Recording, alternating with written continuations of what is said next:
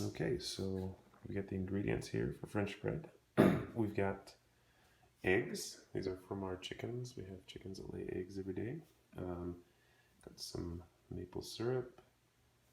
This is vanilla extract, pure vanilla extract.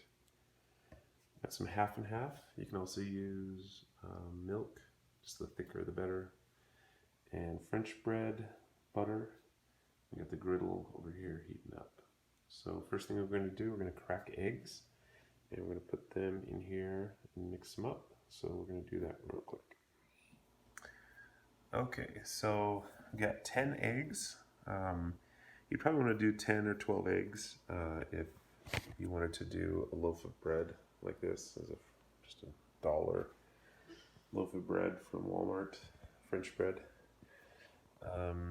It really depends on how long you soak the bread. If you just put it in there really quickly, you can do quite a bit of French toast, but if you're letting it soak into the bread, then you need a lot more. So got 10 eggs. We're going to do half a cup of half and half. And then I've got this is a quarter teaspoon, you can say, quarter teaspoon of vanilla extract.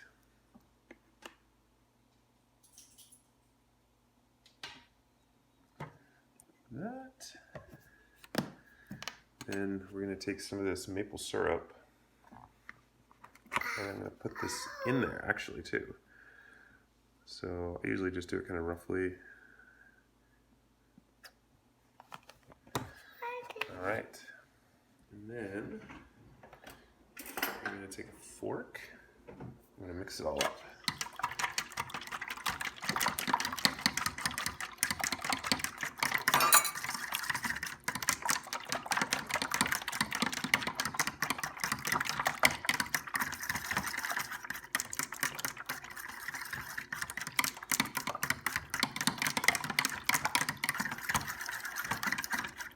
So I'm breaking all the yolks, and you want it to come out like kind of a consistent yellow color.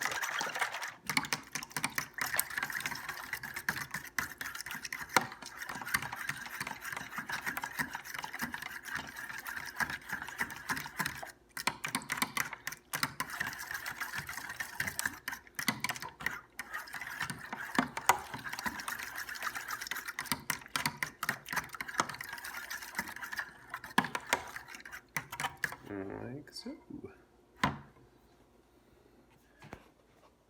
Alright, so let's talk about the setup here. We got our bread we're about to slice. We got our eggs ready to go.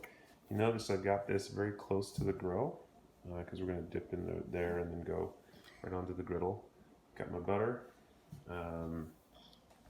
and we usually cook bacon. It's kind of our family tradition to do bacon with the French toast. So we will start slicing the bread, dipping, and put it on there. So I'm going to set the camera up. Alright, so when you slice the bread, this is kind of where you decide if you want it how thick or thin you want it. You can do it pretty thin or thicker. I kind of do it medium. It's about that thick.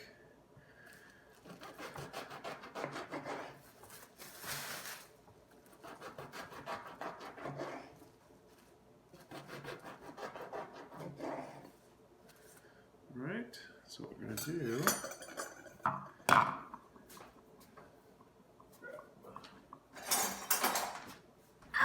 grab our spatula.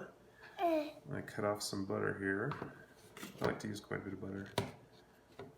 So a good chunk of butter. Drop it on there and just move it around with the spatula.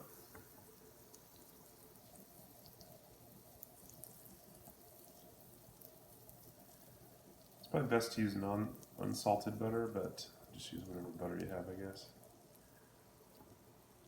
Onto your griddle, or if you're doing this, you can do this in a frying pan, whatever you have. Right, dip the bread like that. And you always want to do it closest to you first, and I'll show you why in just a second. Just for reference, I'm got this just over 200 degrees on my griddle, but each griddle is different. Oh, you're making French toast. So I do closest to me because it's going to drip as you bring it on.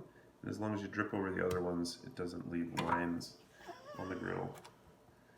Maybe one more there. Oops. Let's do one more piece of bread here.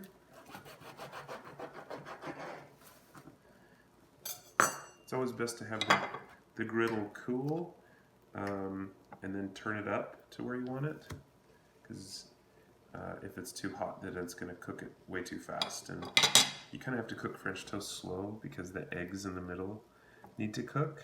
And if it's too hot, it'll just cook the outside and the inside will still be wet. So you want it to just kind of have a sizzle to it, a slow sizzle, when you first put the French toast on. If you put it on and it starts hissing, then it's too hot. So now we're going to put the bacon on. Okay, so now we got the French toast and the bacon cooking. I think I'm going to turn my griddle up. If you see it's at about 200, I might just turn it up to like right through there. So the light turn on, so it's going to get a little hotter. And you can check the French toast by just kind of lifting up the edge like that and seeing how well done it is. I'm going to let it cook just a little bit longer. And you remember what order you put it on, because that's what's going to be cooked the most. It's pretty close. The nice thing, if the temperature is not too hot, you can kind of leave it on there for quite a while and it's not going to burn. The bacon will cook slower, but that's okay. So we'll keep it cooking and flip it here in just a second. Alright, so we're ready to start flipping. So one thing you want to do is you want to make sure that you separate, that they're not connected, because they'll stick together as you try to flip them. So I'm just going to go under it, flip it over, under it, flip it over. It's nice and brown, yummy. Flip it over.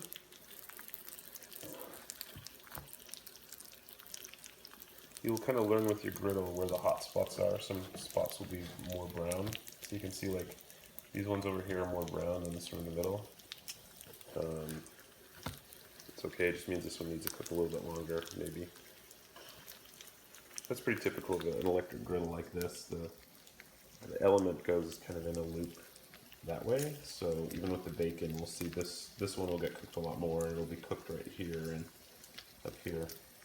A few things I forgot to mention about the eggs. If you don't have half and half, you can use milk. If you don't have vanilla extract, that's okay. If you don't want to put syrup in there, you can just use sugar, just like a tablespoon of sugar, to sweeten it up. Yeah, so you can be flexible with the ingredients there.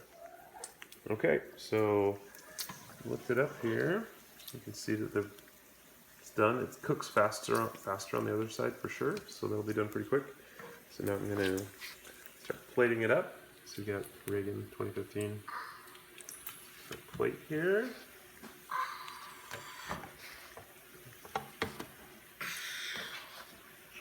Alright. And we'll take the bacon off and put it on a paper towel, on a plate with paper towels to kind of soak up the extra grease. So that's about done too. We got a hungry kid here, ready to eat. Big smile.